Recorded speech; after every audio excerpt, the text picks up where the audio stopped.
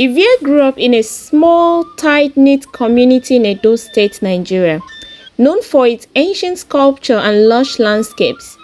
Her family, though not wealthy, filled their humble home with enough laughter and love to make it feel like a palace.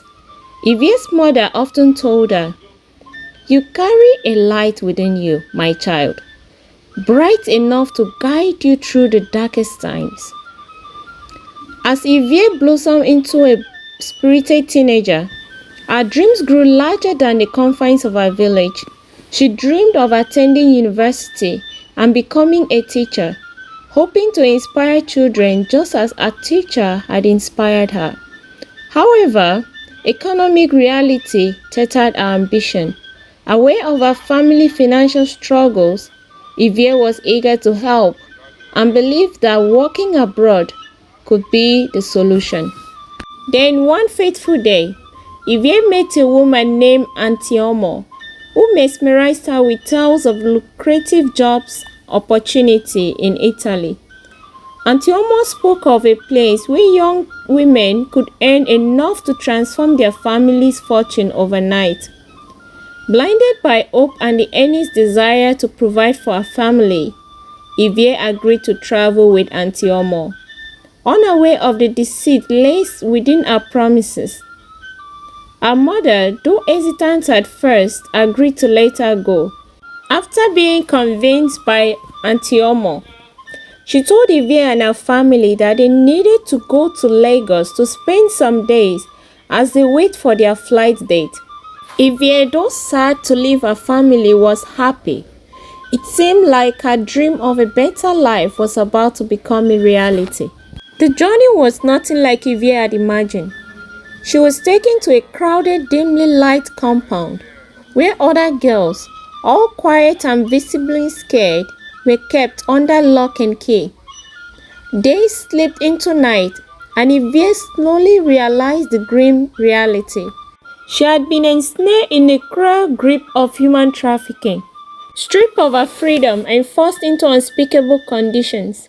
Ivie clung to her mother's word about the light within her. It became her beacon, refusing to succumb to despair. Ivie started forming whisper-thin bonds with the other girls. Together, they shared their stories, their fears, and their hopes, weaving a fragile tapestry of trust and resilience. Auntie Omo made sure that there was no escape for the girls. She had strong men guarding the compound where the girls were kept. 1 week later, Ivie and other girls were transported in a bus to Kano, a state in northern Nigeria. From Kano, they made their way to the country of Niger. Ivie and the girls were so worried as they found themselves crossing the border of their home country, the only place they've ever known. On arriving in Niger, they settled in a place called Agadez for 5 days. This city lies in a Sahara desert, so Ivie and the girls traveled in an open truck with no water to drink for days. They wrapped their faces with clothes to prevent dust. After 5 days of being kept in a room in Agadez, Auntie Omo told the girls that they had to work to raise money so they could continue their journey. Ivie thought it was a menial job, but to her surprise, the girls were given to different men for pleasure, one after the other. One night, Auntie Omo brought a tall, dark-skinned Fulani Niger man to the room where the girls were kept. She asked him to pick a girl of his choice, and the man chose Ivie, who was a virgin and knew nothing about giving men pleasure. Ivie protested and was beaten up by Auntie Omo's men. While being beaten, Ivie pretended to lose consciousness. This made the men to stop beating her, and the man took another girl named Betty. Betty could not protest for fear of being beaten. As soon as the man left the room, the girls surrounded Ivie and began to care for her wounds. But when Betty returned, she became furious with Ivie for being the reason why she had to go. "Can't you see she is in pain? And besides, she's a virgin. "I need some time to learn these things," Precious said to Betty, who was still yelling at Ivie. Betty became even more angry on hearing this. She said, "Virgin my foot, what is my business with that? Did I bring her here? Did any of us plan to come here?" She sighed. The next day, Auntie Omo furiously bashed into the girls' rooms and ordered one of her men to defy Ivie. It was a terrible way to lose her virginity. Some of the girls felt her pain and cried for her, but Betty and Adesua were secretly happy because they did not like Ivie. Finally, the virgin has now turned a shower. They laughed. The girls were disappointed at Betty and Adesua. They tried to stop them, but they wouldn't. What the girls did not know was that Betty and Adesua had told Auntie Omo that Ivie pretended to faint in order not to serve a customer because she's a virgin. That's why she brought her men to defy her.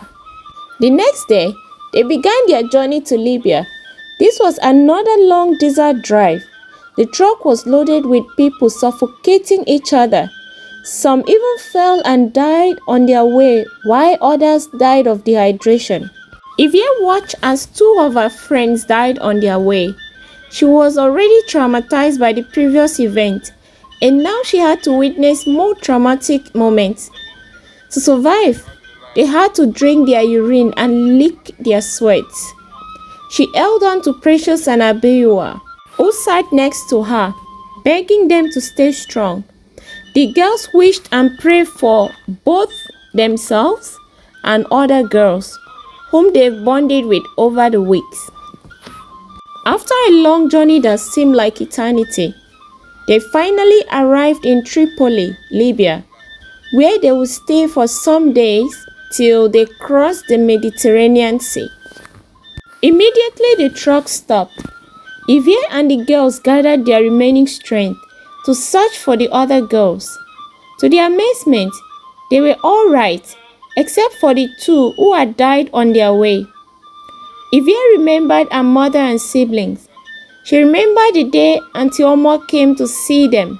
The promise she made to her mother to take care of her just like her own daughter. Tears began to roll down her cheek as she could not believe how bad things had turned. The girls interrupted her thoughts by tapping her shoulder. Auntie Omo, who had earlier arrived in a special vehicle with her men, came to take them. "Ivie, look, this wicked madam is here. Let's go," Precious said as she laid out her hand. The girls who survived the journey was Precious, Adesua, Abiua, Mira, Betty and Ivie. They wept for happiness and osas as they left with Auntie Omo, who took them to a camp and handed them over to a man called Uyi. "Uyi, these are my consignment. I don't want to hear stories. Make sure they reach Italy next week," Auntie Omo said as she walked closer to Uyi. "Madam Floxy, you know me now. I will deliver. All you need to do is just make sure you wire my money. The bigger the money, the faster the delivery. You know say I will settle both." "There is no problem at all. But there will be a problem if I lost any one of them.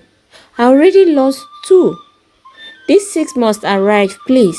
Help me make sure that nothing goes wrong this time." Uyi agreed and she left without saying a word to the girls. Why is Auntie Omo being addressed as Madam Floxy? Who is Uyi to Madam Floxy? And what will happen to the girls? To find out, please watch out for part 2 of this story. And please, my lovely people, don't forget to like, subscribe, and give your lovely comments. Thank you.